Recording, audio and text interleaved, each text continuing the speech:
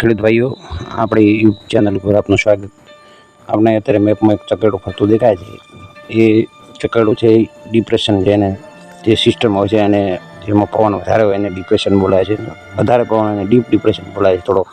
અને એથી 100થી વધારે પ્રતિ કિલોમીટરની ઝડપમાં હોય તો એ વાવાઝોડું ગણાય છે. એટલે એ અત્યારે મધ્યપ્રદેશ ઉપર છે ડિપ્રેશન બનેલું છે, અને એના પ્રભાવથી આપણા વિસ્તારમાં જે એકદમ બફારો છે અને અત્યારે પણ બફારો છે, અને ઝરમર વરસાદ અમુક ગામડામાં અત્યારે જોવા મળી રહ્યા છે. બાકી જો આપણે વાત કરીએ તો વરસાદ આપણા વિસ્તારમાં હવે થવાની પૂરેપૂરી શક્યતા છે. ગઈકાલે મેં કીધું હતું કે આવતીકાલે આપણે સ્પષ્ટ કહી શકો કે આપણા વિસ્તારમાં વરસાદ થશે કે નહીં. તો લગભગ આપણા વિસ્તારમાં અત્યારે 80% સંભાવના છે કે સારો વરસાદ લગભગ તમામ વિસ્તારોમાં થવાની શક્યતા છે.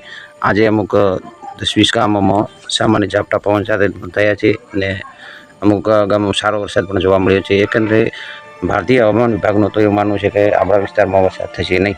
પણ હવે અત્યારે વરસાદ અમુક ગામડામાં ઝરમર વરસાદ ચાલુ છે અત્યારના ટાઈમે, અને આજે રાત્રનો વરસાદ રહેશે એવું મારું અનુમાન છે. અને આવતીકાલે પણ સારો વરસાદ થશે, અને 28 તારીખનો પણ એક આ સિસ્ટમના પ્રભાવથી આપણા વિસ્તારમાં સારો વરસાદ થશે. સિસ્ટમમાં આપણા ઉપર આવવાની નથી, આપણા વિસ્તાર ઉપર.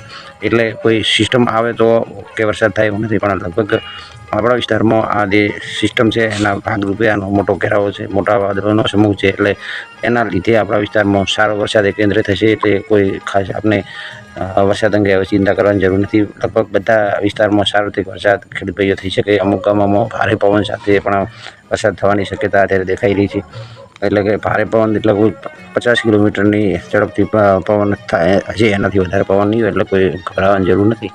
એટલે કે જ્યારે વરસાદ આવશે એની સાથે અમુક ટાઈમે પવન આવશે એવી અત્યારે શક્યતા દેખાઈ રહી છે, અને લગભગ સારો વરસાદ થઈ જશે. કેન્દ્રિત બસ જય હિન્દ, જય જવાન, જય કિસાન.